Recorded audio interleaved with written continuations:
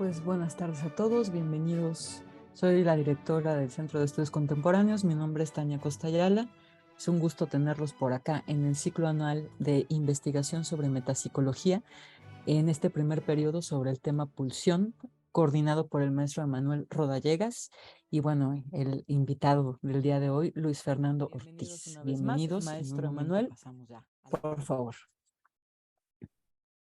Muchas gracias, doctora. Gracias a los asistentes por su puntualidad, por su interés. Igualmente agradecer al maestro Luis Fernando. Es un gusto que te encuentres acá con nosotros participando en este ciclo anual. En esta segunda sesión, la sesión pasada, pues hemos dado comienzo justamente a este ciclo que tiene por propósito pues convocar a practicantes e investigadores en el campo del psicoanálisis a destacar su perspectiva en relación a problemas relacionados con la metapsicología, destacar el valor que le atribuyen a este instrumento creado por Freud y que es el fundamento, a juicio de él, de la ciencia analítica. Y en donde pues el propósito está también, por supuesto, además de discutir estas cuestiones, pues que sea un espacio en donde se presenten líneas de investigación de aquellos que se dedican a este campo, ¿no? Me voy a permitir presentar al maestro Luis Fernando Ortiz para posteriormente abrir el micrófono y que él pueda presentarnos su trabajo que ha preparado para el día de hoy. El maestro Luis Fernando Ortiz Rodarte es licenciado en psicología, es maestro en psicología clínica, que en ese rubro ha desarrollado un tema de investigación que lleva por título Clínica y Espíritu, situación del cuidado de sí en el campo de la psicopatología. Es candidato también a maestro en psicoterapia analítica, en donde su tema de investigación es la figura paterna distante y subjetivación.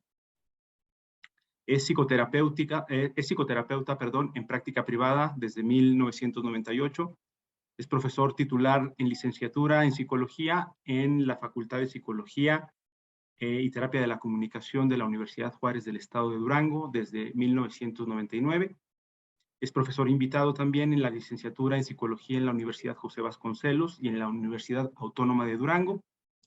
Es también profesor invitado en maestría en psicología clínica en la Universidad Autónoma de Durango, varios campos en la República. Y su línea de investigación es la técnica, la historia y la epistemología psicoanalítica y filosofía francesa del último tercio del siglo XX. Sus referentes de base son Freud, Klein, Lacan y Foucault. Bueno, maestro Luis Fernando, pues adelante, te escuchamos. Muchas gracias por la invitación y por la asistencia de todos los que están y que se vayan incorporando. Pues les saludo desde la ciudad de Durango, donde tenemos ya entonces un tiempo en la práctica y en la docencia, no de manera formal en la investigación, pero pues entendemos que lo que hacemos involucra pues muchos elementos de investigación, ¿no? Entonces, la idea o la propuesta que yo voy a trabajar tratando de tomar como punto de partida, por supuesto, la metapsicología y la pulsión como un tema, en efecto, medular de la metapsicología, sino es que lo más sustancial, lo más medular como tal, será un desarrollo tratando como de acercarnos a lo que Jan Alouch, por ejemplo, propone cuando dice que si el siglo, si la segunda mitad de alguna manera del siglo XX es lacaniano, corresponde a un psicoanálisis lacaniano, entonces el nuevo siglo sería un psicoanálisis Foucaultiano precisamente. Entonces, en principio, mi interés está en el pensamiento de Foucault, en lo que sería la incidencia que pueda tener con el psicoanálisis. Y para esto recordaba unas preguntas, un pasaje de una conversación más que entrevista como tal, fue más bien una especie de conversación libre que mantienen con Foucault un grupo de psicoanalistas, y con ellos se encuentra Jacques Alain Miller. La entrevista o la conversación se titula El juego de Michel Foucault, y es un encuentro que tiene lugar un poquito de tiempo después de la aparición del primer tomo de la historia de la sexualidad. Ese encuentro más o menos ocurre alrededor de 1977. Y la cuestión es que este trabajo de la historia de la sexualidad, el tomo 1, La voluntad de poder, como se observa en la recepción que tuvo en los siguientes años desde su aparición, pareció funcionar como una especie de genealogía del psicoanálisis, precisamente, así como la tesis doctoral de Foucault, La historia de la locura, pareció funcionar como una genealogía de la psiquiatría. Entonces, algunos psicoanalistas no se mostraron complacidos con esa obra de Foucault. Supongo que menos se habrían mostrado complacidos si hubieran asistido a los cursos del Colegio de Francia, de donde más o menos extrae el material con el que elabora esta propuesta. El caso es que en esa entrevista, Miller comenta algo que es muy interesante. Plantea, después de plantearse, perdón, me perdí un poco. No es en esa entrevista donde Miller comenta esto que voy a decir. Miller comenta esto en el coloquio que se recoge en un libro que se llama Michel Foucault, filósofo, un poquito de tiempo después de la muerte de Foucault. Lo que allí comenta Miller es si de alguna manera la obra entera de Foucault se podría entender sin el psicoanálisis, ¿sí? Y creo que es algo muy interesante porque en efecto la postura de Foucault fue receptiva en momentos, profundamente crítica en otros, y precisamente Aloche, cuando publica en el año 2007 su libro que se llama El psicoanálisis es un ejercicio espiritual, y luego como subtítulo respuesta a Michel Foucault, plantea precisamente otra cosa que vamos a ver aquí en este momento.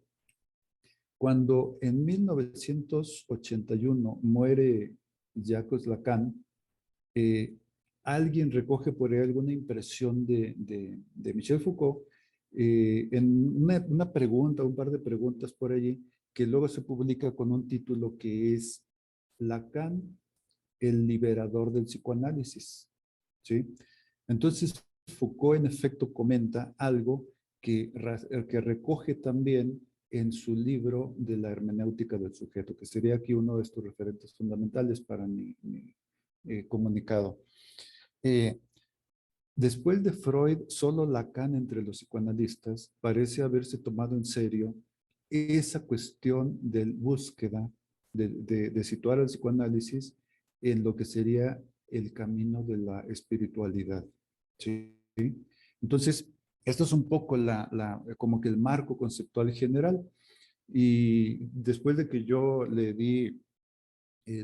indiqué a Emmanuel Rodallegas algo como unos antecedentes de lectura, la verdad es que por diferentes razones, como que esto rebasa o nos rebasa o me rebasa, y no puedo decir que tenga algo así como excesivamente estructurado, pero esto es parte de la idea en psicoanálisis, ¿no? Pues un poco trabajar en función casi de lo emergente. Y entonces, precisamente le comentaba después un trabajito que Sigmund Freud preparó en el tiempo en el que estaba escribiendo lo que sería su último libro, el último libro que publica él, que es el Moisés y la religión monoteísta. Había publicado el primero de 3 ensayos de que consta este libro, y luego escribe el segundo, no recuerdo si publica él el segundo suelto. El caso es que en la escritura del tercero, que es el más sustancial, Freud titubea mucho, y de hecho se resiste mucho a publicarlo, pensando que va a crear un impacto demasiado negativo en los fundamentos del judaísmo, ¿sí? En fin, manda a su hija a un congreso al que ya no puede asistir y su hija lee un artículo que luego se publica por separado y que se llama El progreso en la espiritualidad, ¿sí? Entonces, en este pequeño artículo, y de hecho en la parte donde está en el tercer ensayo del Moisés, luego va seguido de un capítulo que se llama, un apartado que se llama precisamente algo así como que la renuncia de lo pulsional, como que hay una articulación entre ambas cuestiones. El progreso en la espiritualidad, que tiene como correlato cierto afán de renuncia o de domeñamiento de lo pulsional, que esto es algo que encontramos en Freud a lo largo de toda su obra. Incluso está muy claro en los primeros trabajos donde es muy crítico con la cultura opresiva, ¿sí? Y donde lo encontramos todavía muy marcado en su libro de El malestar en la cultura, ya en su etapa madura. Entonces, la cuestión es que en este punto, esta idea de la espiritualidad se dice, dicen los críticos, que cuando se traduce por primera vez el libro, Moisés, esa noción de espiritualidad la traduce, me parece que el propio Stretch en la versión castellana la traduce como el progreso en la intelectualidad, ¿sí?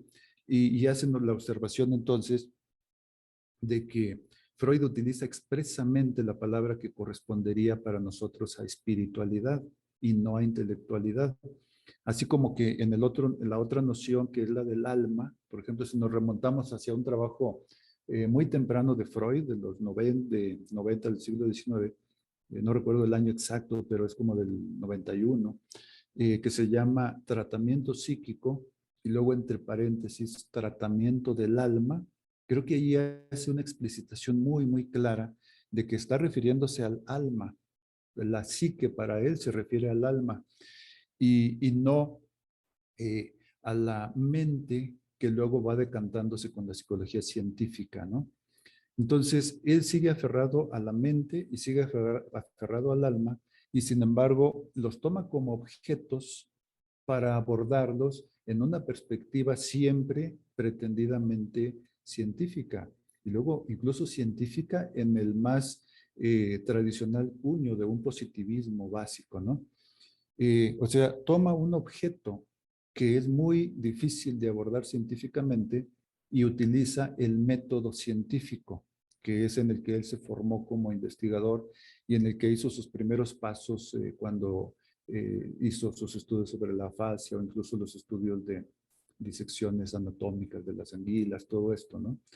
O sea, que en principio debemos siempre observarlo como un científico, en todo rigor, enfrentado a un objeto de difícil aprehensión por la ciencia. Y lo vemos aferrarse al objeto, digamos, así como también al método. O sea, era racionalista, era un hombre de la ilustración. Aunque poco a poco lo vamos también observando desde que se va desencantando de su aspiración a hacer carrera en la universidad, carrera científica, lo vemos abrir la puerta a lo que constituye la otra vena de su formación, que es el romanticismo, con sus citas literarias de Herder, o sea, muchos de estos autores del romanticismo alemán.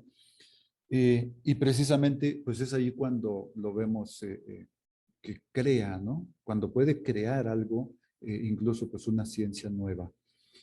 Entonces, mi disertación la propondré en tres momentos. El primero, pues es una justificación de la noción del concepto de la pulsión. El segundo sería una reflexión respecto de lo que constituye el medio humano para el sujeto, ¿no? El sujeto en su medio, en su cultura, en su civilización y cómo va a, cuáles van a ser las vicisitudes en esto de la parte de lo que sería esta estructura que Freud pretende, de la que pretende dar cuenta, una especie de radiografía o de estructura del alma y no de la mente. Y finalmente, una reflexión precisamente sobre el cultivo de sí, o sea, como para traernos a lo que sería esta actualidad que propone Alouche.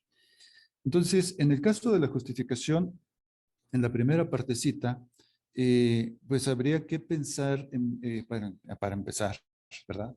Para empezar por el principio. Y en este punto, el principio para nosotros sería el principio de placer. O sea, pensando, por ejemplo, cómo Freud insiste en que lo que mueve al ser humano es el principio de placer, como si fuera la principal fuerza del movimiento, de las mociones del alma, como traduce José Luis Echeverry, ¿no? Lo que mueve a las personas es la búsqueda de placer.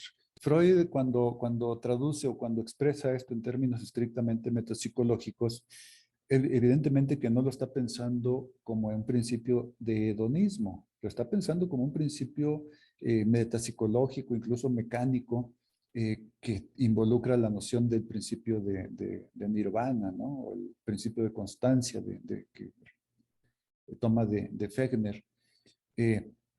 Entonces, el principio o el placer, en estos términos metapsicológicos y sobre todo económicos, para empezar, constituye la disminución o la descarga de una tensión, mientras que displacer constituye la elevación de una tensión.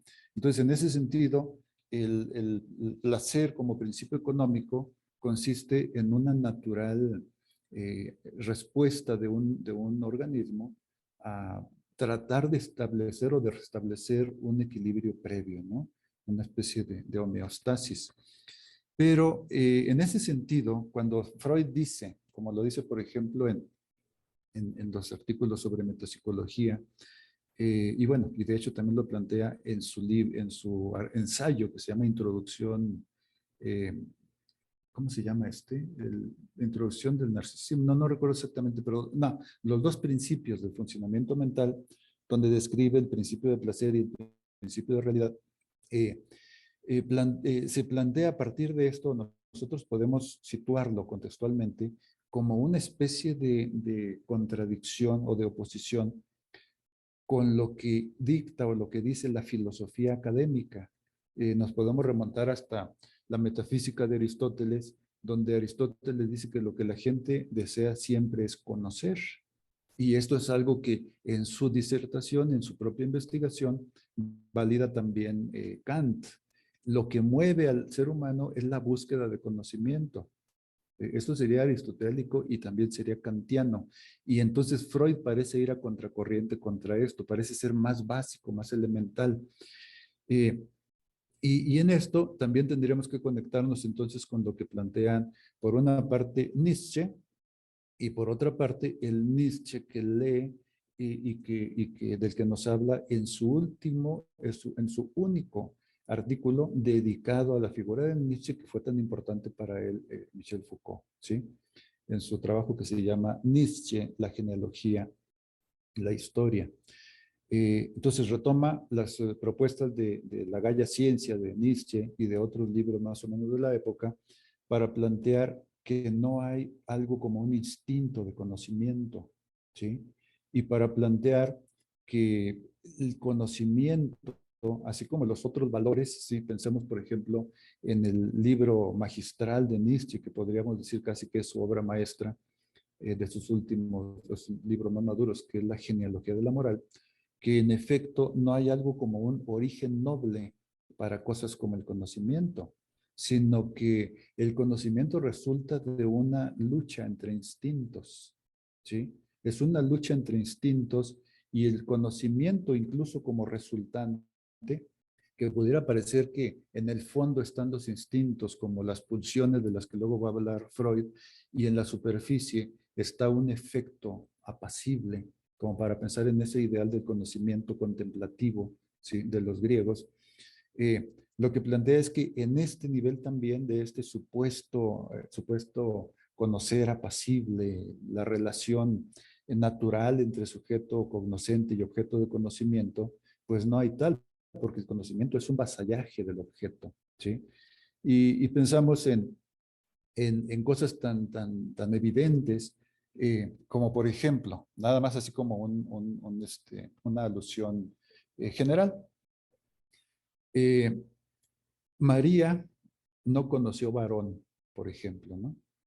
O sea, esta expresión del conocer se refiere al conocimiento sexual, tal cual, ¿sí? No recuerdo en qué parte de la Biblia en este momento, un ángel se aparece con uno de esos personajes notables del Antiguo Testamento bueno, le revela que, o aparecen algunos ángeles como una prueba para este hombre, les debe dar alojamiento porque ese es un principio de la moral judía, pero al darles alojamiento, ellos piden estar con la hija, es más de una persona, y le dicen, préstanos a tu hija para conocerla. Entonces el hombre, el anfitrión dice, ¿por qué quieren hacer eso tan horrible con mi hija? ¿Sí? Entonces nos queda claro aquí que esto de conocer es un vasallaje y tiene toda la connotación de lo que está lleno sobre todo el Antiguo Testamento o particularmente el Pentateuco, ¿no? El, lo sexual, ¿sí? Como dice Lacan, este Yahvé no ve una sexualidad limpia, para él toda sexualidad es sucia, pecaminosa, ¿no? En fin, entonces el conocimiento desde Nietzsche no goza como del prestigio que habría tenido antiguamente, ¿sí? El conocimiento es algo sospechoso. Y en fin, esto lo podemos rastrear, como decimos, tanto en Nietzsche como en Foucault, que sería uno de los más grandes nietzscheanos de nuestra contemporaneidad. Eh,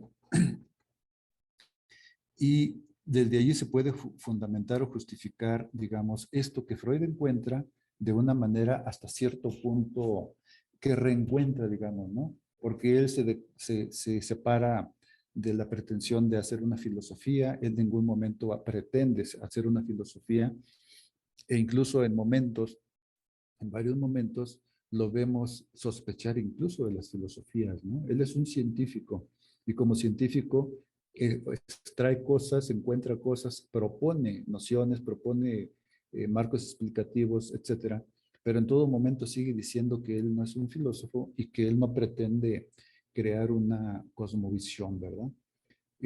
Dice, pues, lo que yo estoy haciendo se inserta en el camino de la ciencia, con la noción que él pueda tener de ciencia, ¿sí? Que es una noción, como decimos, algo positivista, pero no enmarcarlo tampoco así tan llanamente. O sea, él revoluciona muchas cosas, calibra muchas de sus herramientas, por supuesto. Entonces, pues lo que encuentra es eso, que el principio de placer es lo que mueve a las personas, lo que mueve el comportamiento de las personas, y sobre esto, pues, eh, la pulsión en efecto se convierte en el articulador fundamental, porque estaríamos hablando de un movimiento del sujeto, del ser humano, del hombre, él todavía no habla de sujeto, estaremos hablando de un movimiento del hombre por dar cumplimiento a algo que hay en él y que implica precisamente apoderarse del mundo, ¿no? Dominar el entorno. Entonces la pulsión sería algo como ese movimiento, que va a plantear que la pulsión tiene un comportamiento o un móvil, digamos, de tipo conservador, porque más que buscar modificar, busca o hace modificaciones en el entorno de una manera aloplástica para tratar de permanecer igual en el sentido de lo autoplástico, ¿no?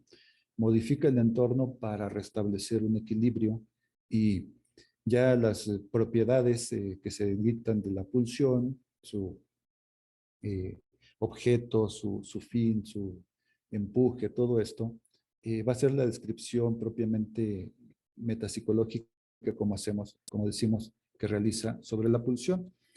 Pero, como decía, desde el principio se observa mucho en algunos trabajos, en algunos ensayos tempranos, esta vena freudiana que resulta muy crítica contra el orden social, donde plantea que si la civilización consiste, o la civilización extrae las fuerzas, las energías que necesita para construirse, la extrae precisamente de la renuncia a las pulsiones o de la prohibición hacia las pulsiones, o por lo menos, digamos, de la prohibición de dar un cumplimiento irrestricto, ¿no? Libre a las pulsiones, se plantea si los beneficios que rinde la civilización compensan lo que implica sacrificios para el ser humano, ¿sí?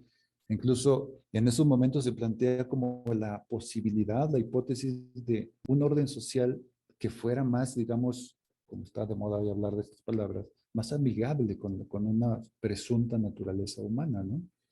Eh, naturaleza humana siempre entre comillas. Entonces, desde esa perspectiva es como se puede hablar tanto de esta idea de un principio de placer como una búsqueda legítima de las personas, de los seres humanos, como de la pulsión como precisamente el articulador, la noción, digamos, económica, si se puede decir así, desde la metapsicología, de lo que mueve pues el ser humano o desde donde se mueve el ser humano, ¿no? Ahora, este ser humano se va a mover en un entorno que es un medio ecológico, pero en realidad fundamentalmente se mueve en un entorno cultural, civilizatorio, de manera que pues ya no existe para nosotros algo como un estado de naturaleza y como se ha observado desde otros discursos, pues tal vez nunca existió para el ser humano, ¿no? O sea, tenemos un mundo pues dominado ya. No partimos nunca de cero nosotros, llegamos a un mundo que ya está fabricado humanamente, ¿sí?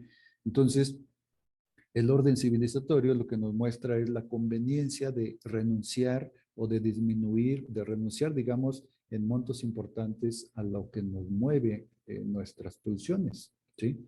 Que nos moverían, por ejemplo, a un cumplimiento de lo sexual sin consideración por el entorno, o también a un cumplimiento de la agresividad, ¿no? O sea, eso se manifiesta, como Freud lo rastrea muy temprano también, en los pensamientos, en las fantasías naturales, ¿no?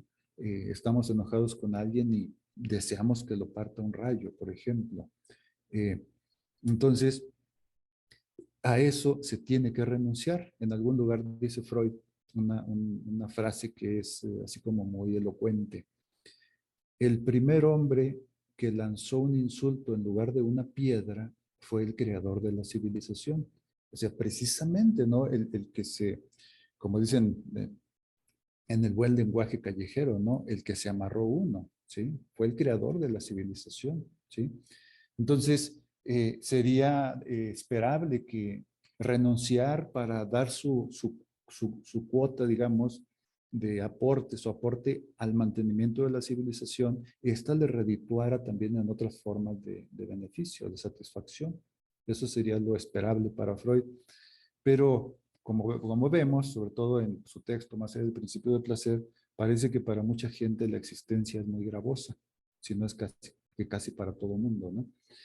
En fin, entonces, desde ahí se justificaría, y pues de hecho con esto creo que nos estamos acercando también a esta segunda parte, pues de que pues no podemos tomar al ser humano en abstracto, y por lo tanto, bueno, nada más una observación antes de dar, digamos, un poco por concluida, aunque no se concluya esta parte.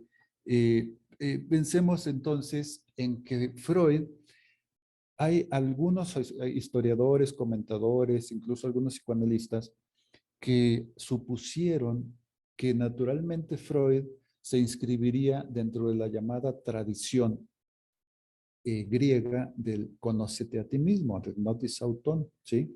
Cuando Freud dice, digamos, eh, esta idea de conocimiento, conócete a ti mismo, cuando se habla de usted sabe, pero no sabe que sabe, yo no sé dónde dijo Freud eso porque nunca he encontrado la frase, podríamos decir que es freudiana, pero por lo menos yo la frase tal cual no la he localizado. Sí he encontrado algo semejante, pero no la frase tal cual, ¿no?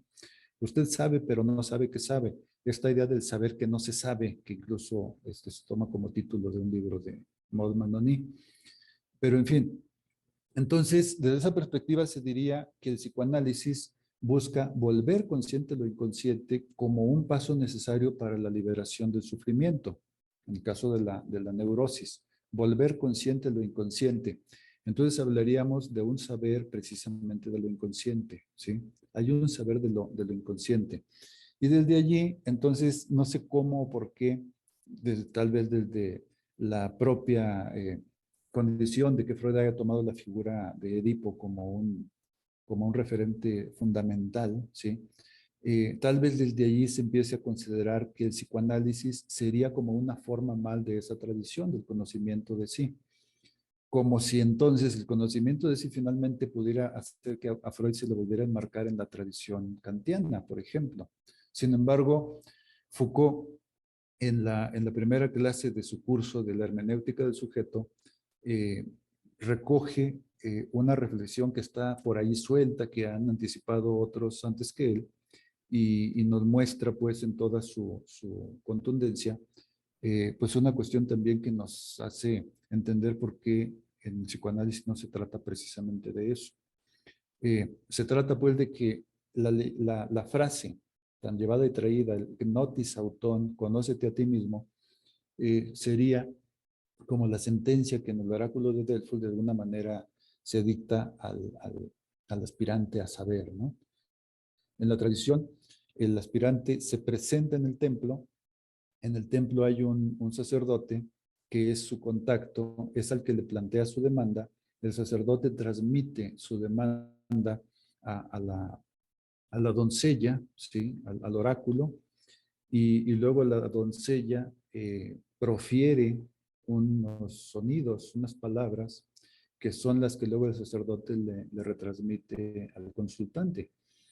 Pero la cuestión es que por lo menos en el caso del oráculo de Delfos, las ruinas que se saben, que se conocen, que todavía existen y que incluso parece que hasta la leyenda de Gnotis Autón sigue por allí en unas piedras, eh, resulta que el templo al dios Apolo está emplazado sobre suelo volcánico. Entonces, muy probablemente la doncella estaba intoxicada, prestaba servicio allí, prestaban 10 años de servicio, pasaban primero 10 años de aprendizaje, luego pasaban 10 años de servicio y luego cumplían otros 10 años de enseñanza, las doncellas. Pero ¿quiénes eran esas doncellas? ¿Sí? ¿Y cuál era su lógica, digamos? ¿Cómo era esa tradición de la consulta al oráculo de Delfos? Eh, no solamente era, estaríamos hablando aquí de la época de la locura sagrada, ¿no? La locura sagrada. Las mujeres designadas por los dioses para el servicio al dios Apolo. Y las mujeres designadas por los dioses para el servicio al dios Apolo serían pues sustraídas de la vida normal, de la vida común. O sea, lo más probable es que fueran jovencitas con algún tipo de locura, digamos, ¿sí? Entonces, el sacerdote transmite, se le indica, se le instruye al consultante con estas normas que plantea Foucault, de ser muy claros y muy concisos, o sea, que Foucault rastrea o que rastrean los documentos que Foucault a su vez estudia, ¿no? Los anteriores autores, antropólogos, todo esto. Una regla dice, pues, que hay que formular con mucha precisión, hay que saber muy bien lo que se desea saber. O sea, nada como qué me depara el destino, ¿sí? Sino quiero emprender un viaje, me conviene hacerlo, o sea, casi como consulta a la Ouija, ¿no? Y luego, no, la siguiente es un principio como de moderación que implique no equipararse a los dioses. En esta búsqueda de saber, pues, hay que moderarse, ¿sí? Y finalmente, la tercera norma reza, conócete a ti mismo. O sea, en suma, las tres normas implican moderación e implican no querer equipararse a los dioses. Recordemos la experiencia también que Nietzsche nos transmite en su libro del origen de la tragedia, ¿no? Del demonio de los bosques capturado por un rey. El rey lo interroga y le exige que le revele lo que más provecho le resultaría poseer como conocimiento. Y el demonio se burla y le dice, pobres gentes, hijos de la casualidad y de la noche, ¿sí? En fin, le dice, lo mejor para ti sería no ser, no haber nacido, ser nada. Y ya que no cuentas con eso, puesto que ya estás aquí, entonces lo siguiente que sería más provechoso para ti sería morir pronto. Entonces, ese es el estilo trágico, el modo trágico de la existencia griega. Si preguntamos por nuestro futuro, lo más y único cierto que podemos ver en el futuro es nuestra muerte, ¿sí? ¿Quién querría saber en qué momento y en qué circunstancia ha de morir? ¿Sí? Entonces ahí es donde se va a inscribir la respuesta, el horror ante ese saber, que es un saber que tendríamos pues muy inconsciente, el horror a ese saber y la vida ya más como de la ética, ¿no? El derecho, la búsqueda de lo regular, el atemperar esos dolores, estos sufrimientos trágicos de la existencia. Entonces, desde esa perspectiva, pues resulta que tampoco el conócete a ti mismo, a pesar de que Freud hable de Edipo y todo, pero bueno, Edipo es un personaje que en la tragedia de Sófocles, por lo menos, se contrapone a Tiresias. Tiresias es el personaje de la mántica, de la adivinación. Edipo es el personaje de Logos, de la investigación detectivesca, policial, en todo sentido. Y finalmente, pues Edipo acaba por encontrar algo bastante trágico, ¿no? Bastante difícil de digerir. Entonces, tampoco desde allí nos sirve mucho la idea de el afán, digamos, de querer a toda costa colocar el psicoanálisis, colocar a Freud en la idea de un conocimiento así tal cual, ¿no? Como si dijéramos la máxima del Evangelio, la verdad te hará libre, ¿sí? O sea, no es tan sencillo como esto. No es un saber contemplativo, no es un saber apacible, no es un saber fácil, ¿sí? Incluso en esa perspectiva se puede entender que las personas, como dice Freud, no deseen saber, ¿sí? Nietzsche dice, no hay un instinto de conocer. Freud escribe en algún lado, no hay una pituitaria del conocer, ¿sí? O sea, no hay una voluntad de conocer, no hay un deseo de conocer. Habrá, así como lo planteará Foucault, que distinguir entre este conocer, que sería el conocer del logos, el conocer racional, el conocer que pretende ser una relación como llave y cerradura entre objeto y sujeto, ¿sí? Y distinguirlo de lo que sería un saber, que sería la parte más propiamente trágica de la existencia, la posibilidad de un saber. Entonces tendríamos un saber de lo inconsciente, sin duda, pero a la hora de que queremos articularlo en un sentido de logos, o sea, desde lo consciente o nuestro consciente, entonces desde allí podemos entender la lógica de unas resistencias, ¿no? Lo inconsciente pugna por hacerse reconocer. Lo consciente se esfuerza por impedirlo y tal vez sea bueno, ¿sí? Tal vez eso sea algo más humano, digamos, más propio de la naturaleza. Sin embargo, el caso es que ambas cosas nos constituyen. O sea, que lo que nos acaba constituyendo precisamente es un conflicto, una condición precisamente de no apacibilidad, de no completud, pues sustantiva, ¿no?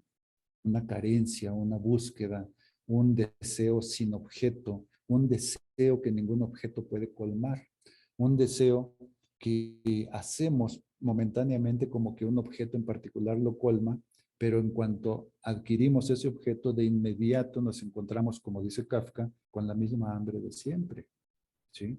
Entonces, esto es un poco pues para justificar la noción de lo pulsional. Y si pensamos entonces ahora en esto, o abundando tal vez un poquito en esta parte de la cultura, de la sociedad, entonces podríamos ver cómo desde aquellos primeros momentos del Freud crítico de la cultura, eh, lo vamos viendo, lo vemos cómo va progresando o marchando hacia una postura en la que se justifica todavía y cada vez más su noción de una metapsicología, ¿no? En principio, su noción de una metapsicología es para decir que el psicoanálisis no es una psicología, no es una psicología pensando Freud en las psicologías académicas, ¿sí? La psicología universitaria, la psicología científica, no es esta psicología. La freudiana es una psicología que tiene como objeto el alma, ¿sí? En sentido lato, por extraño y por escurridizo y por complejo que pueda ser esta noción. Y no tanto porque la sustancialice tampoco, ¿no? Sino porque observa algo y lo enfoca y va a ver qué encuentra allí. Entonces, en este sentido, a pesar de que desde el principio hable de metapsicología y acuñe incluso el término antes que el término de psicoanálisis, y que finalmente acuñe el concepto de psicoanálisis para dejar la metapsicología, se dice, como para uso esotérico, para uso de teóricos o de iniciados. Primero, no se resiste, digamos, a utilizar la expresión metapsicología como marca pública por las resonancias que puede tener con metafísica o con teosofía o con parapsicología, ¿sí? Sin embargo, la propia noción de, o mejor dicho, la experiencia de la parapsicología, los que pretenden aplicar a su vez el método científico a los objetos paranormales, bueno, pues ha habido cierta conexión, ¿no? Freud interesado en la telepatía, Freud en su época arrebatando el objeto de la hipnosis precisamente del campo de la parapsicología y develándolo como un fenómeno extraño pero abordable, natural. Entonces, en la primera tópica tenemos el dualismo pulsional de las pulsiones sexuales y de las pulsiones del yo. En esta primera tópica, la agresividad, la violencia, la agresividad, la destructividad o hasta el sadismo, no tienen la categoría de una pulsión, pero existen. Y Freud dirá, la respuesta agresiva es una respuesta a la frustración de cualquiera de las pulsiones, las sexuales o las de conservación o yoicas.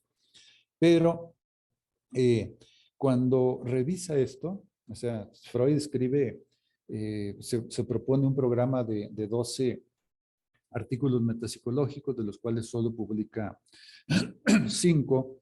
Después de muerto, en los años 80, se descubre el que se supone que sería el 12º artículo, y destruye los otros aparentemente, hace una pausa y luego se dice que los trabajos en los que está ocupado luego, que publica sobre todo la trilogía de los trabajos que inauguran la segunda tópica, que son Más allá del principio de placer, Psicología de masas y análisis del yo, y el yo y el ello, inauguran precisamente, fundan la segunda tópica. Entonces ahí vemos estas cosas que resultan bastante extrañas para mucha gente. Muchos psicoanalistas ya no lo siguieron allí, muchos que fueron muy entusiastas del Freud crítico, ¿sí? Por ejemplo, Wilhelm Reich, reniegan de ese psicoanálisis de la segunda tópica, no quieren saber nada de una pulsión de muerte, porque la consideran una especie como de declinación de la lucha contra el orden social autoritario. Allí lo que tenemos es la noción del masoquismo primario, ¿sí? Que antes, en la primera tópica, se podía hablar de un masoquismo, en todo caso, como una identificación con el opresor, pero sería pues un masoquismo como resultado secundario. Pero acá lo eleva Freud a la condición de ser primario y luego agrega la noción de la pulsión de muerte, y en esta noción de la pulsión de muerte lo que diría pues es que la tendencia masoquista o autodestructiva, en lugar de considerarlo como un doblar las manos ante una autoridad opresora, más bien debemos considerar que tiene un basamento también pulsional que está ya desde el interior y a su vez introduce la noción del superyo, ¿no? Obviamente refunde, introduce la noción de lo estructural y con ello define un yo de una manera diferente como lo estaba definiendo antes. Está hablando aquí ya de la estructura psíquica, mientras antes hablaba de los contenidos o de la dinámica del psiquismo, más de los contenidos que del continente. Y habla del ello como el asiento de las pulsiones. Pero entonces esta construcción del superyo, con Lacan hay una, sobre todo aquí, sobre esta parte, hay una partecita que a mí, no sé si Emanuel luego nos pudiera iluminar, a mí me resulta compleja, difícil, como muchos planteamientos de Lacan, porque por ejemplo, Lacan habla de entre la noción de la cual Freud parte para finalmente arribar hacia el concepto del superyo, es lo que se llama el ideal del yo. Pero Lacan habla de un ideal del yo y de un yo ideal.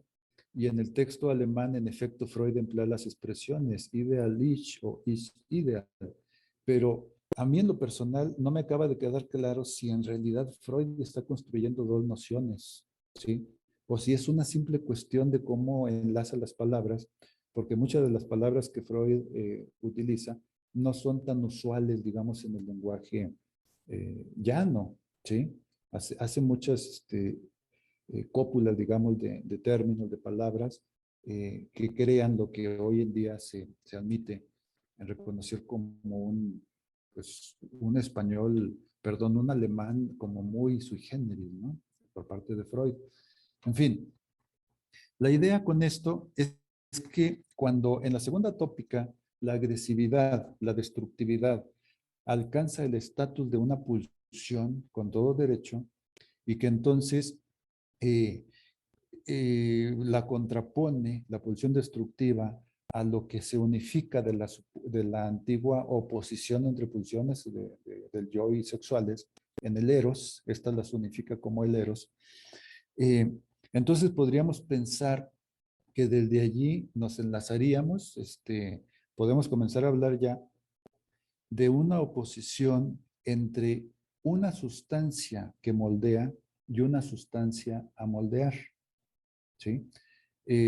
La sustancia a moldear, si bien se habla de que la civilización implica un poco la renuncia o el aplastamiento de las pulsiones, sí podríamos decir que en muchos sentidos, aunque se renuncia a algo como la agresividad, en realidad no es que se renuncie a la agresividad, sino que más bien se cambia de dirección la agresividad.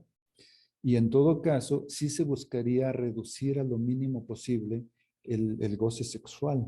Entonces aquí podríamos decir que el goce sexual sería la sustancia a moldear, mientras que la pulsión de agresividad o de destructividad sería la parte moldeadora y por lo tanto el sujeto, a lo que veríamos como el sujeto que pueda advenir, estaría situado del lado de la destructividad, del lado de la agresividad, ¿sí? Y desde allí moldea la parte de lo sexual. No sé, creo que estos son como que la introducción a lo que querría llegar, pero me temo que no sé cómo estamos de tiempo. Dime, por favor, Emanuel, ¿cuánto tiempo tendríamos para decir algunas otras cosas? Tenemos, de acuerdo a cómo empezamos, tenemos todavía algunos 10 minutos, tal Bien, vez, Luis, si te parece bien, y luego excelente. damos paso a las intervenciones de los asistentes. De acuerdo.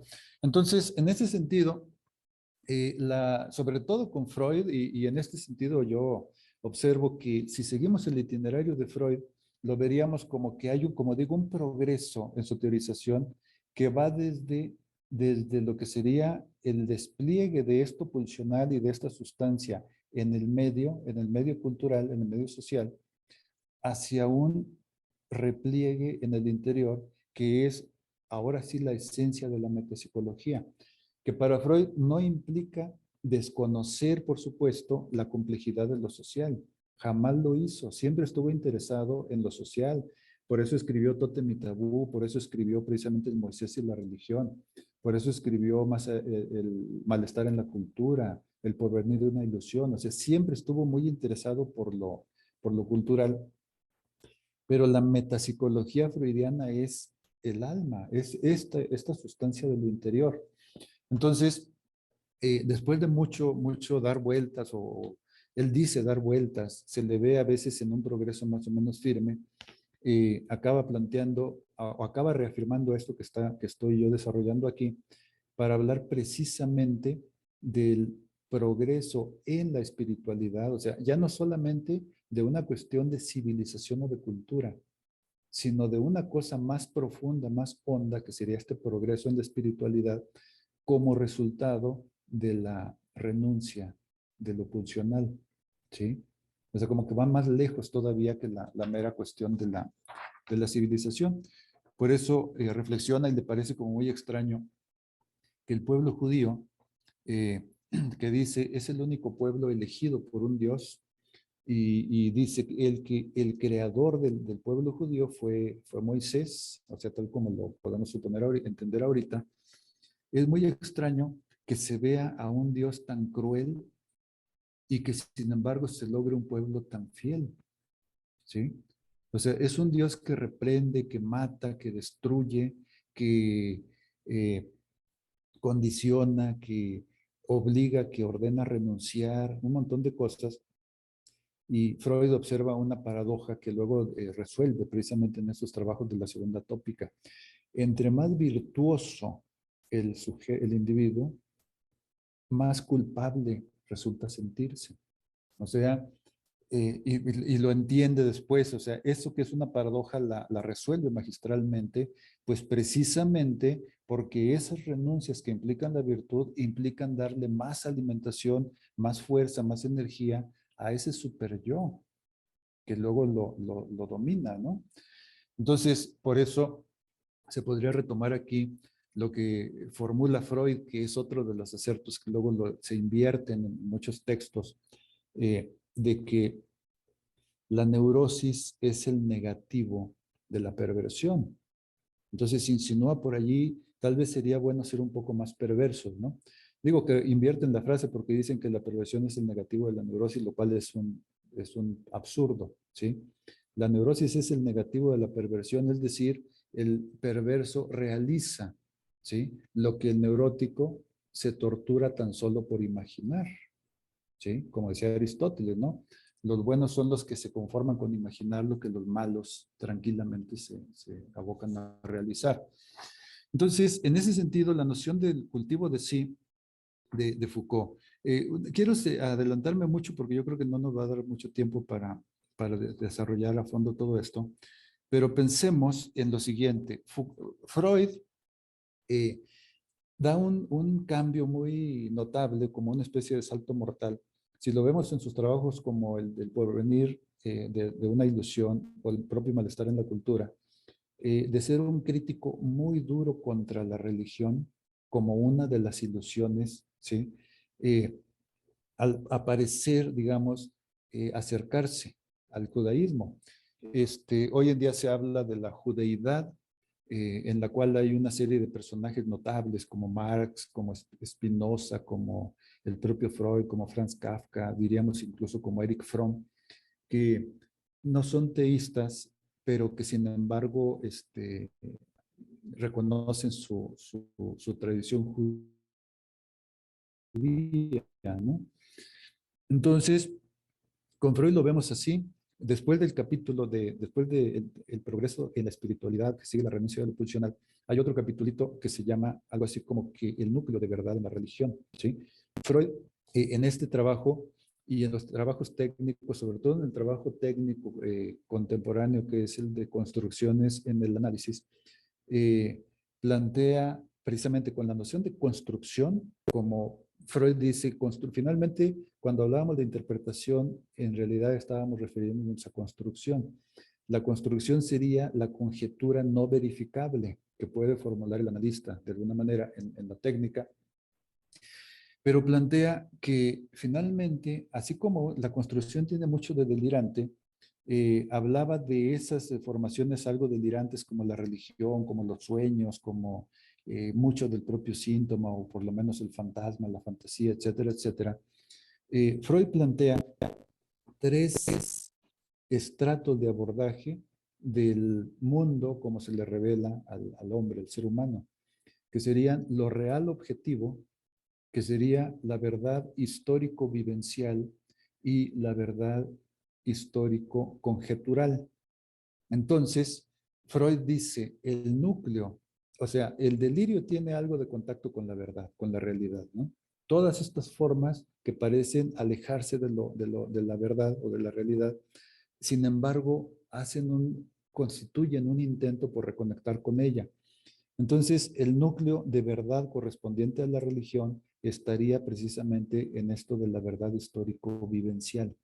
Así como cuando pensaba muchos años antes, cuando cambia su hipótesis de la seducción como causa de la histeria por la hipótesis de la fantasía, con la cual hace el hallazgo de lo inconsciente, o sea, el hallazgo de la sexualidad infantil primaria, el hallazgo del complejo de Edipo y el hallazgo de lo inconsciente, donde radica esa verdad psíquica, esa verdad psicológica, que se contrasta con la verdad material.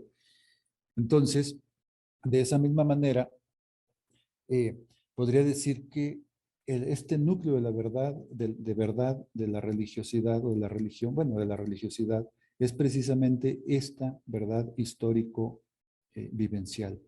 O sea, no importan tanto los hechos. No es que me desentienda de los hechos, sino que los hechos están en otra categoría. Con lo que estamos trabajando es con la manera como inciden en el sujeto y con lo que el sujeto hace o puede hacer con esa incidencia. Entonces, lo que el sujeto hace es su verdad histórico-conjetural, y esa verdad histórico-conjetural constituye algo como una construcción, ¿sí? Ahí podemos pensar en el santón de Lacan, ¿no? El cuarto anillo, el anillo reparador, o sea, cada quien se construye una verdad. Y por supuesto, esa verdad construida puede ser francamente desconectada de lo real y eso va a implicar severas consecuencias. O puede ser una solución en la cual una parte se desconecta de lo real mientras otra parte del propio psiquismo sigue, sin embargo, conectado a lo real. Y eso es lo que constituye para Freud este par de cosas que son también parte de su última elaboración y que son bastante magistrales y que me parece que siguen siendo heurísticas y siguen sin acabar de ser todavía bien recibidas por el psicoanálisis contemporáneo, que es la idea de la desmentida, como la traduce Echeverry, la Berleuno, y la de la escisión del yo, ¿sí? La Ich-Spaltung. Entonces, en esa perspectiva, pensemos en lo siguiente, así rápidamente. Con esto ahora sí voy a tener que terminar. En el caso de Freud, como decimos, pareciera acercarse al judaísmo. En el caso de Lacan, se acerca, los tres son ateos, Foucault, Lacan y Freud, pero Lacan se acerca pues al catolicismo, su tradición cultural. Y en el caso de Foucault, estudia el cristianismo primitivo, o sea, los padres de la iglesia, y los tres encuentran cosas bastante interesantes. Me parece que la indagación de Foucault es la más sistemática. Me parece que en Freud, obviamente lo que hace es recuperar toda su tradición, ¿sí? E incluso su educación. Como dice Yerushalmi, Freud parece revalorizar todo eso y en algún agregado que hace alguno de estos trabajos, hace un reconocimiento, dice, de cuando de niño aprendí a leer en la Biblia, ¿sí? En el Pentateuco, ¿no? En la Torá. Entonces, me parece que lo que descubre Foucault es algo también muy revolucionario, muy interesante, y lo podemos pensar y para rematar un poco en estos términos. Para Lacan, el sujeto adviene, ¿sí?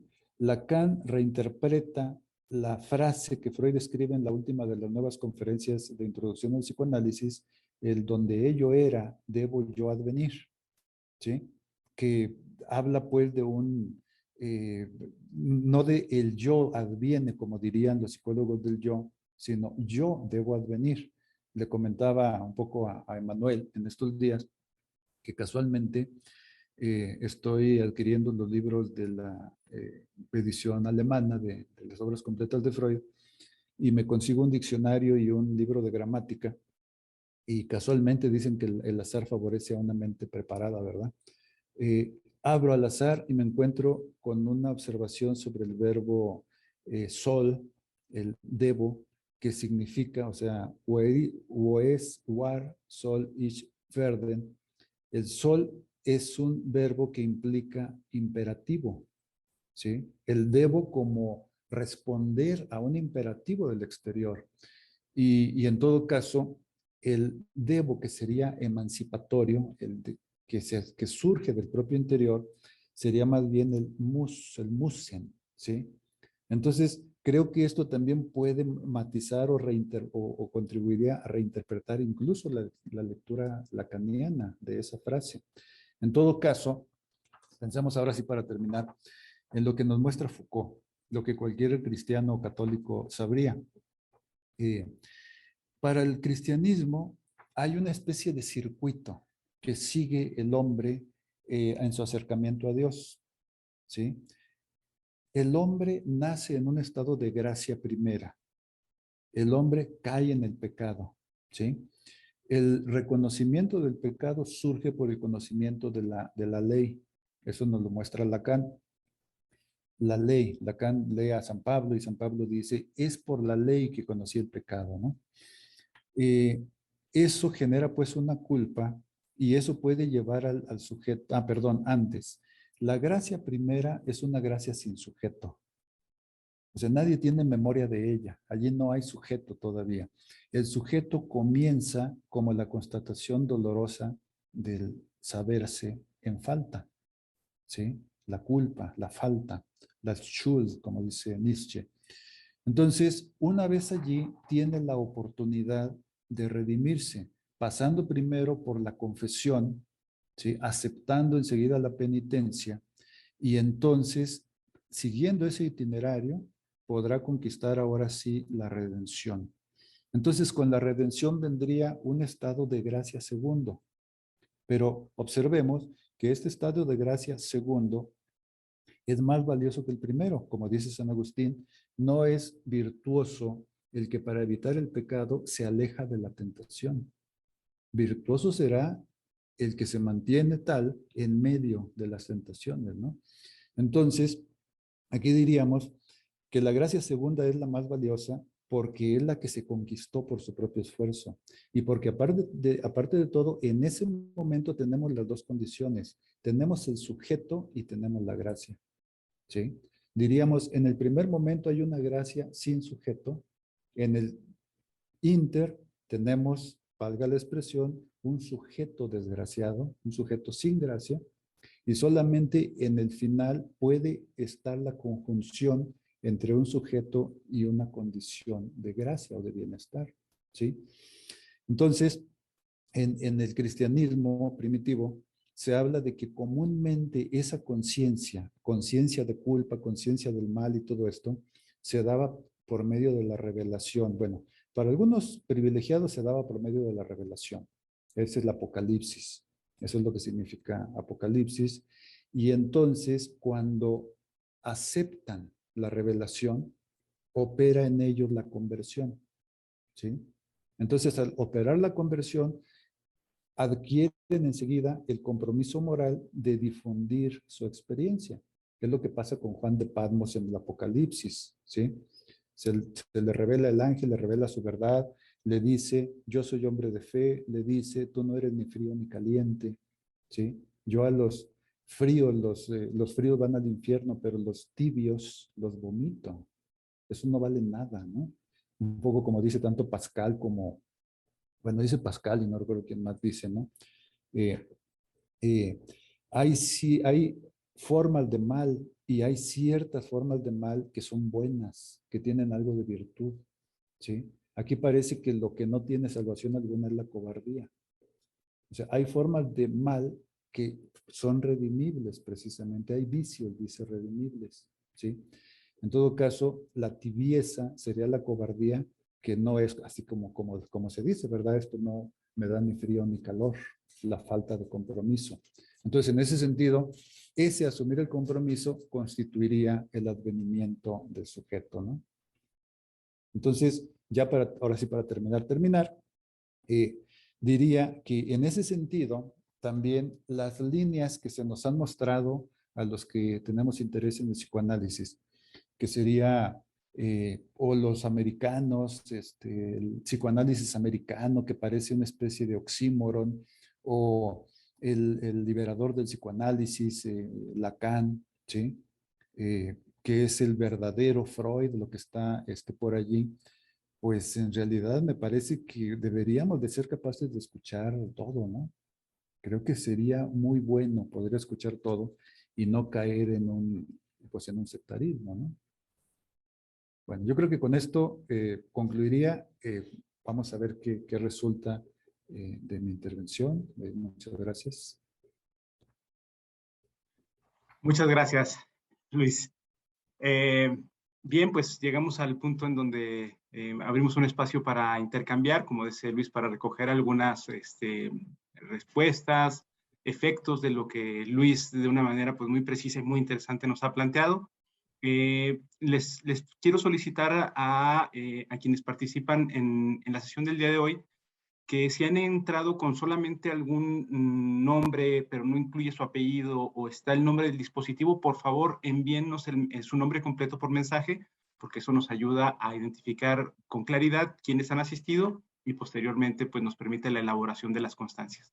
Entonces, se me ocurre que bien se podría, yo podría ir tomando nota de las intervenciones y a lo mejor hacer todas las intervenciones que se puedan hacer y después irlas presentando otra vez a Luis Fernando para que él vaya respondiendo. Si les parece bien, podemos proceder de esa manera.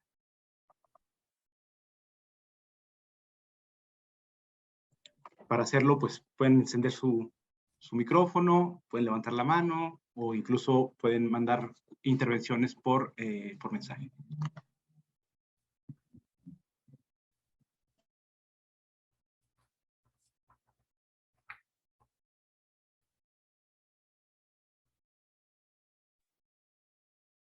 Bueno, aquí tenemos una intervención de Luisa Sánchez.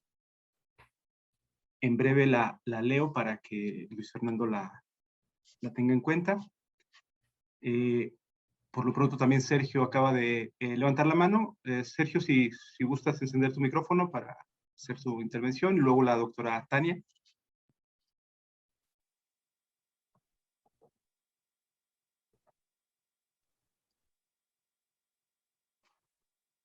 No se escucha, Sergio.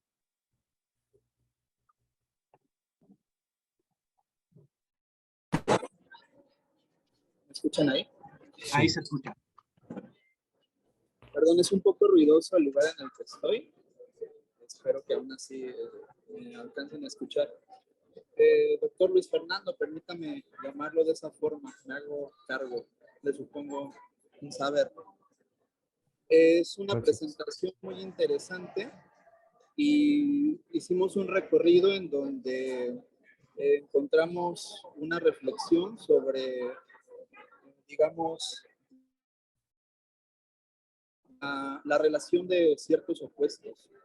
Por ejemplo, plantear la pulsión como una fuerza avasalladora y reflexionar sobre sus implicaciones, de pensarlo también como fuerza conservadora. Pensar las pulsiones como sexuales o como pulsiones del yo. Y digamos, incluso este paso interesante que dimos, que merecería en realidad pues mucho tiempo de discusión, como lo sería clarificar las diferencias y las relaciones entre un ideal del yo y un yo ideal. Entre todos los detalles que pueden aparecer de estas dicotomías, por lo menos vemos que de lo que estamos hablando es de que el conflicto es constitutivo y que curiosamente no, por lo menos a nivel de lo inconsciente, no hay un deseo o una voluntad de saber. Y curiosamente, a pesar de lo sofisticado que son los sistemas psicoanalíticos a la hora de reflexionar este material subjetivo, regresamos a una postura clásica o tradicionalista, si se puede llamar así, en el sentido de que precisamente eso de lo que no se quiere saber es lo sexual, como cuando hablábamos en sentido bíblico de conocer a una mujer, por ejemplo, el trasfondo de esa expresión es sexual, pues curiosamente el psicoanálisis también parece remitirnos a ese sentido de que aquello de lo que no quisiéramos saber es sexual en el fondo.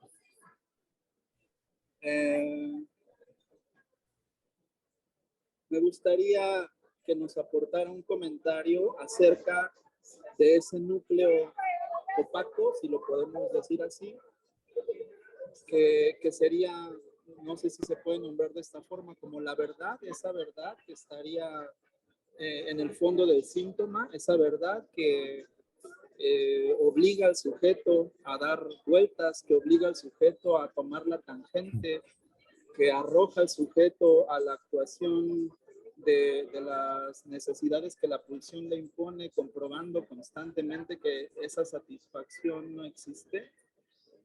Me gustaría que nos diera un comentario sobre la sustancia o la antisustancia de la que se trata cuando hablamos de ese núcleo de verdad del que el sujeto no quiere saber. Gracias. Muchas gracias por el comentario. Y en cuanto a lo que sería una propuesta, un intento tal vez de una propuesta, finalmente Freud elabora en su segunda tópica, pero también hacia el final, realmente este texto de Construcciones en el Análisis y el de Moisés, están en un final en el que está llegando a otra cosa, ¿no? Que corresponde al origen de lo que algunos psicoanalistas llaman la tercera tópica, la idea de la escisión del yo y de la desmentida, estaría más en la parte de una llamada tercera tópica. Precisamente Yerushalmi y tras él Derrida de Yerushalmi, Moisés de Freud, que es un hito en la recepción de este libro, y Derrida tras él en su texto que se llama Mal de Archivo, equivocan el término. Dice Yerushalmi, si el pueblo judío, si realmente hubiera tenido lugar el asesinato de Moisés que propone Freud, el pueblo judío no habría podido reprimir un acontecimiento así, ¿sí? Y en Mal de Archivo, Derrida cae en el mismo error. Freud no dice reprimir, dice desmentir, ¿sí? Que es otra noción. Podríamos decir que en el fondo del mecanismo de la represión, la Verdrängung, digamos, en el fondo, en el núcleo, sí, de todas maneras estaría precisamente la desmentida, ¿sí? O sea, la desmentida ya no va a ser solamente pues un mecanismo de los psicóticos o de los perversos, sino en el propio neurótico hay un núcleo de desmentida y hay una parte de decisión del yo. Entonces, la verdad, sí, en efecto, podríamos decir una parte de sustancia, pues es la sexualidad. Freud lo anuda claramente desde el principio, en 1898, escribe el artículo que se llama El mecanismo psíquico de la desmemoria, donde a partir del olvido de un nombre propio, el nombre del pintor Signorelli, se da cuenta de que ha olvidado el nombre propio cuando tiene todos los elementos para reconstruirlo, precisamente por lo que tiene anudado de angustia allí, y en la que se anudan estas dos cosas, su angustia ante la muerte. Freud, de 41 años, con su pronóstico de que moriría a los 41 años, Freud con 6 hijos, ¿qué será de mis hijos si yo falto? ¿Sí? Freud desencantado de la universidad, y que pues no se daba cuenta de que estaba a la mitad de su vida, ¿no? Prácticamente. Contrastémoslo con Nietzsche, que por esas edades escribe H. Homo, pensando que está a la mitad de su vida y está en un estado muy maníaco y ya no le quedan más que unos poquísimos años de lucidez y luego 10 años de sumersión en la demencia, ¿no? Pero entonces, ¿cuál es la verdad? O sea, cuando pensamos todavía, como en esto último que yo acababa de mencionar y que me parece que no hay tiempo para disertarlo como se debe, pero esta verdad de revelación, este apocalipsis, ¿no? Esta revelación como tal, no hay, creo que lo que implica todo esto es precisamente el deber de crearse, el deber de crearse una verdad, el deber de constituirse también. Por eso entonces Foucault habla no de un conocimiento de sí, sino de una autoconstitución, ¿sí? Un cuidado de sí, una epimeleia autú, dice entonces Foucault. La cuestión es que construimos nuestro entorno, construimos nuestras leyes, suscribimos nuestras leyes y nos constituimos entonces a nosotros mismos. Entonces, en términos de Foucault, aunque se haya hablado de de conocimiento de sí, hasta en Platón y todo esto, en el fondo Foucault es capaz de rastrear en todos esos textos, ¿sí? Que lo esencial para ellos, incluso cuando hablan de conocimiento de sí, están pensando en un cuidado de sí, en una constitución. No hay una verdad por descubrir, hay una verdad por proponer, por crear. Entonces, ¿cuál es la verdad? Dice Lacan, has actuado en conformidad con tu deseo, ¿sí? Aclara Miller en Del síntoma al fantasma y retorno, publicado recientemente. Hay que pensar ese deber, ¿sí? Ese deseo, pues, más cercano a la noción de algo como un deber, ¿sí? Más que pensar en un deseo así como el que decimos irrestricto, de un principio de placer egoísta y todo esto, ¿no? O sea, ¿cuál es el deseo que me habita? Pues el deseo que me atraviesa, ¿sí? Entonces, podríamos decir que en la lógica lacaniana, lo que significa el apocalipsis o lo que significan esas revelaciones del judaísmo o del cristianismo es eso. O sea, el hombre enfrentado a su deseo, ¿sí? El hombre reclamado en su deseo, llamado en su deseo, y con el deber, o sea, el deseo de, que implicaría también entonces el deber ético de implicarse, ¿no? De hablar en primera persona, ahora sí, de ser donde ello era, advenir yo, ¿sí? Entonces no podría haber una verdad. Hay mi verdad. Cada quien tendría que construirse la suya, ¿no? No sé si más o menos pueda funcionar como una respuesta. Gracias. Muchas gracias, Sergio. Doctora Tania. Sí, muchas gracias por la presentación, maestro. Gracias. Muchos temas, ¿no? Estaba pensando en esta relación de una revelación vinculada con la noción de verdad a partir del libro de Job, que permite rastrear un elemento en el Antiguo Testamento en donde se plantea una vía de construcción de la verdad a partir de la empiria en esta reunión a la que convoca Yahvé. Y pues este ángel caído llega y le cuestiona de dónde viene y él dice de rodear el mundo, ¿no? Lo cual implica una noción de cierta forma para ese cuerpo que comprende a otros cuerpos, ¿no? Y lanza esta parte de tentar a el todo en relación a su hijo Job y que entonces pareciera como si se pusiera en un cierto orden dialéctico. Por una parte, algo que no del todo queda en una certeza absoluta en relación a lo que Job dirige a el todo, ¿no? Que tendría que ver con si le quitas todos los bienes, vamos a ver si se mantiene o se sostiene lo que tú dices que tiene hacia ti. Y entonces al realizarlo, se da cuenta de algo acontece, ¿no? Y acontece justo a partir de la negación de Job, ¿no?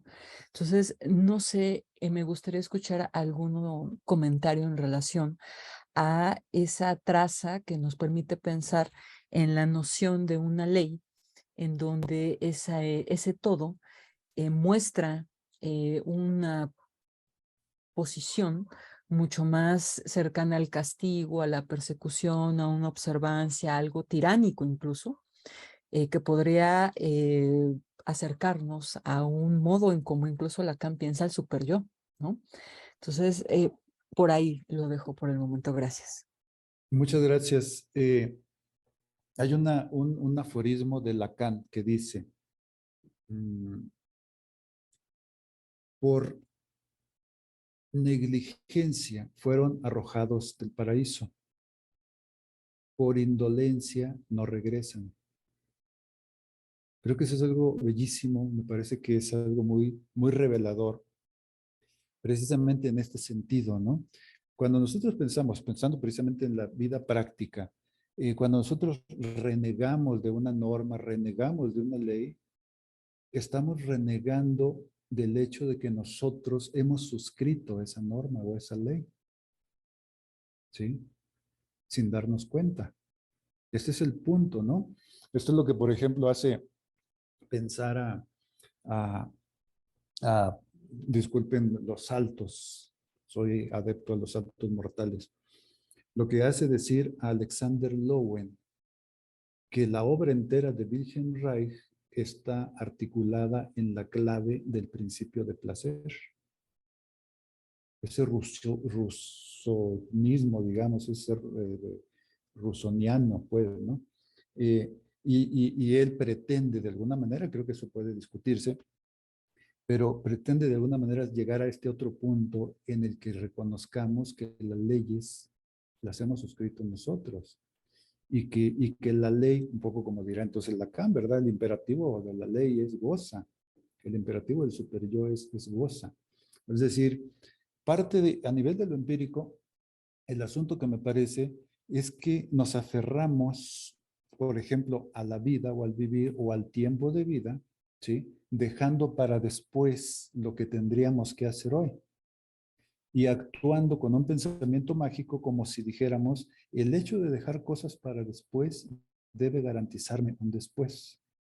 Y eso es la revelación, eso es el apocalipsis, eso es el no hay tiempo. El tiempo es ahora, ¿sí? El tiempo es ahora. Entonces, en la empiria, en mi experiencia, por ejemplo, eh, está llena de situaciones de esta naturaleza. El padre muerto o el padre, la desavenencia del hijo con el padre o con la madre o con la pareja o con quien sea, el no resolver precisamente, ¿no? El no resolver, o sea, la angustia y todo esto surge del hecho de darse, bueno, no de darse cuenta, de intuir sin acabar de darse cuenta, de intuir que precisamente no está viviendo el momento porque el momento lo tiene saturado por las cosas pendientes desde lo pasado, ¿sí? Y a lo mejor este momento donde tendría que vivir es el que está entonces remontando hacia el futuro, ¿sí? Obviamente sin tener ninguna garantía ni ninguna certeza de que va a haber el futuro. Entonces, la parte esto, lo que puede ser, como decimos, tiránico, pues podría ser, como bien dice Freud, ¿no?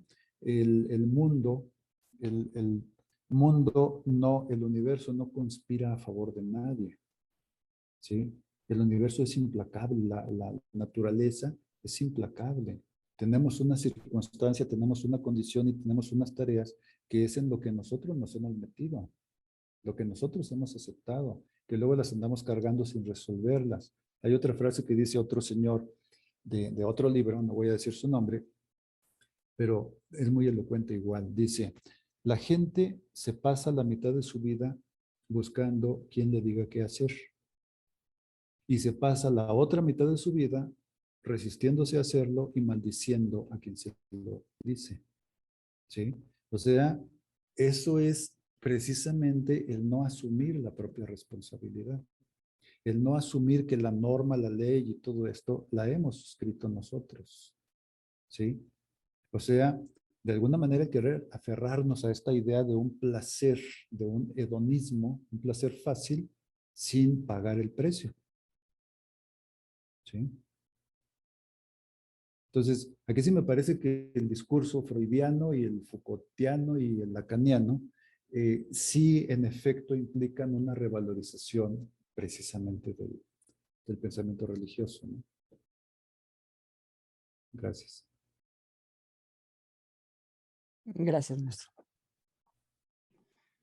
Tenemos un par de mensajes. Uno viene de Luisa Sánchez, que hace una pregunta sobre si hay algún escrito de Freud sobre la pulsión de muerte en relación a las guerras. En relación a las guerras. A las guerras. Donde Freud habla de eso, obviamente en su diálogo con Einstein, ¿no? ¿Por qué la guerra? Pero creo que también tiene otro que se llama algo así como consideraciones de actualidad sobre la muerte y la guerra. ¿Sí? Creo que allí habla. de algo de esto, pero también hay algo de eso, no sé, no recuerdo si así expresamente o tangencialmente en el malestar en la cultura, ¿sí? Creo que estos serían tres referencias importantes. Consideraciones de actualidad sobre la guerra y la muerte, por qué la guerra, que es el diálogo con Einstein, y el malestar en la cultura. Perfecto. Y bueno, una pregunta de María Concepción Magallón, que dice, bueno, si nos pudieras explicar por qué en el presente se hablaría de un psicoanálisis Foucaultiano.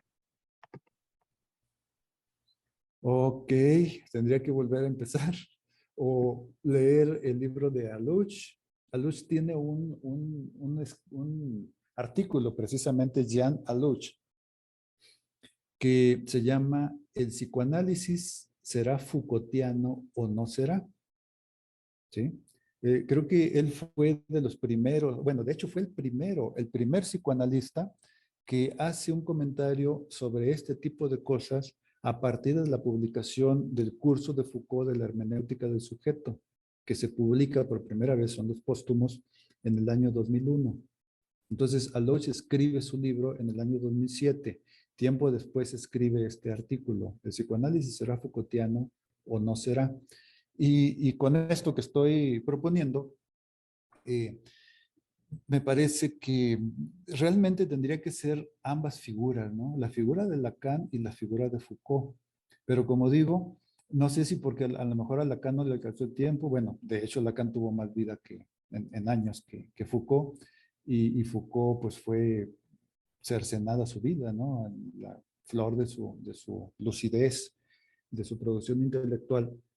Eh, pero me parece que ambas figuras son importantes y tienen que poder considerarse. Mencionaba yo de Miller, cuando dice, habría que pensar si se toma ese libro de Foucault, La voluntad de saber, el primer tomo de la historia de la sexualidad, como una especie de genealogía que implica cancelar el psicoanálisis. O sea, yo creo que no era que él pretendiera semejante barbaridad, ¿no? Pero si algunos lo usan en esa forma, dice, habría que recordarles, ¿sí? Que pensaran, pues, si la obra entera de Foucault se podría explicar sin el psicoanálisis, ¿sí? Entonces, a mí me parece que la trayectoria de Foucault tiene mucha semejanza con la trayectoria de Freud, la trayectoria intelectual en todas estas indagaciones. Y con esto último que es, digamos, donde estamos, voy a mencionar nada más otra cosa a la que no me he referido antes. Precisamente pensando en la figura tan extraña que resulta para muchos Lacan, ¿sí? Recientemente, hace tiempo me encontré precisamente en esa línea de reflexión que abre Aluch y que él mismo dice, ¿por qué los psicoanalistas se han tardado tanto tiempo en responder a esto que plantea Foucault? En esa línea hay un librito de una psicóloga y practicante de psicoanálisis que se llama Marie Balmary o Belmary, algo así. Una psicóloga y psicoanalista francesa. Un libro que se llama Freud hasta Dios. Es un pequeño libro. Este es muy lúcido, está muy interesante.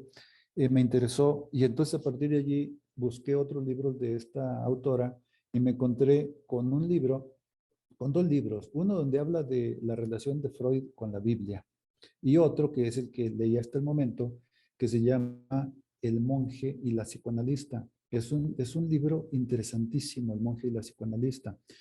Esta señora narra que, bueno, se dice como parte de sus hazañas, que escribe una tesis donde implica precisamente la lectura de la Biblia desde el psicoanálisis o viceversa, y que entonces es rechazada por la Sorbona.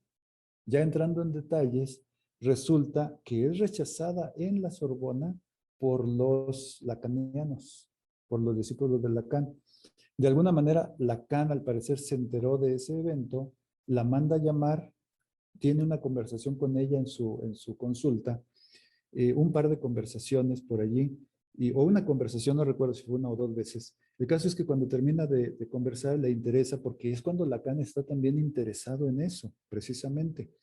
Entonces, cuando se despide, le dice Lacan, dele algo a mi secretaria. Y ella se voltea sorprendida. Perdón, disculpe, usted me invitó. Esto no es una sesión de terapia, ¿sí? Entonces que Lacan se muestra así un poco como compungido, acepta y bueno, entonces ella se siente muy decepcionada de Lacan, pero de alguna manera pareciera como si tal vez el nombre Lacan la marca mucho. Y entonces, por alguna razón que creo que casi nadie ha hecho, se decide y busca a Marc Lacan, al sacerdote hermano de Lacan, ¿sí? Creo que tal vez por eso Lacan de alguna manera acaba como que regresando un poco a eso, porque Lacan se traumatizó mucho cuando siendo joven ve a su hermano irse de cura, de monje, ¿sí? Pero parece que ese hermano de Lacan era una figura muy importante para Lacan. Entonces dice, luego ella, cuando empieza a narrar sus primeros encuentros con el monje, con el cura, dice, tuve la impresión, tras un primer encuentro, de que estaba con el más feliz de los hermanos Lacan. ¿Sí? Y es una revelación también, o sea, es una experiencia bastante interesante esta, ¿no? Entonces, creo que esto es un clima, me parece. Me parece que esto es un clima y que si puede haber personas que, o psicoanalistas u otras gentes que no vean esta posibilidad de conexión, me parece que se están perdiendo mucho, ¿sí? Hay que recordar lo que decía Lacan, el triunfo de la religión. Al final la religión triunfará porque no hay otra cosa que emane a raudales sentido, que es lo que la gente busca. Y no es que esté diciendo que sea necesario ese destino, ¿no? Pero por lo menos la gente lo requiere. Y aunque estamos en un plano, como el propio Foucault lo visualiza, de un desprestigio terrible de la religión, creo que en este punto también podríamos considerar lo que dicen los teólogos, ¿no? Como un Illich, por ejemplo. O sea, hay que distinguir entre institución y religiosidad y ver si es posible, digamos, no un regreso a lo vetusto, a lo caduco, sino más bien una forma de revivificar esto, ¿sí? Igual en ellos queda muy claro que no se trata necesariamente de un teísmo, o sea, aquí se trata de que cada quien hace su propia respuesta precisamente, ¿sí?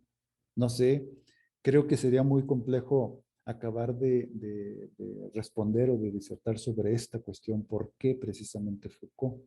¿Sí? Pero en todo caso, pues Foucault ha sido por mucho que digan de que hay muchas cosas inconsistentes o lo que se quiera, realmente creo que es una verdad, no creo.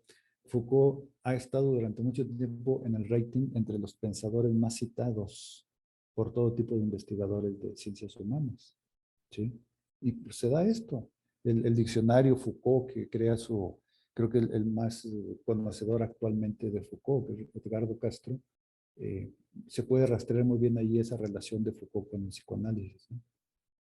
Muy bien, gracias. Gracias, Luis. Bueno, estamos sobre el tiempo. Me permito recuperar un último mensaje de Brian Álvarez. Dice, el hombre es tan egoísta que inventó la idea de una mejor vida en el futuro para poder ser buena gente. Dice, creo que lo dijo Descartes. Y luego pregunta sobre la autora del libro, si no me equivoco, del monje y la psicoanalista, ¿verdad? Sí. Por favor, Luis. Se llama Mari Belmari. Mari Belmari, así como suena. Así se escribe, pues, ¿no? Mari Belmari, el monje y la psicoanalista, los edita Fragmenta, que es una editorial española. ¿Sí? Muchas gracias, Luis Fernando. Muchas gracias a los asistentes. Ha sido una sesión muy fructífera, muy iluminadora en muchos sentidos. Me parece que nos da un contexto pues muy, muy rico para explorar, para investigar, para profundizar en nuestras inquietudes. Y bueno, pues agradecerte en nombre de los asistentes, en nombre del centro, Luis Fernando, que hayas compartido tu tiempo y tu investigación con nosotros. Los invitamos cordialmente a la tercera sesión que tendrá lugar el 24 de marzo. Tenemos como invitado a Ricardo Sánchez, también un buen amigo, practicante del psicoanálisis. Les recordamos que para cada sesión se va a emitir un formulario. Estén pendientes, por favor, a las publicaciones de ahí del Centro de Estudios Contemporáneos. un par de semanas antes de la sesión estaremos difundiendo ese nuevo formulario que hay que llenar y que es el que nos va a permitir enviarles a ustedes la dirección de la sala para cada sesión, ¿no? Como lo hemos hecho en las sesiones anteriores. Pues tengan una muy buena noche y de nuevo muchas gracias a todos por su interés y por su asistencia. Muchas gracias. Gracias, Muchas buenas gracias, noches. maestro. Un placer. Gracias, hasta luego. Gracias. Hasta luego, buenas noches. Buenas noches.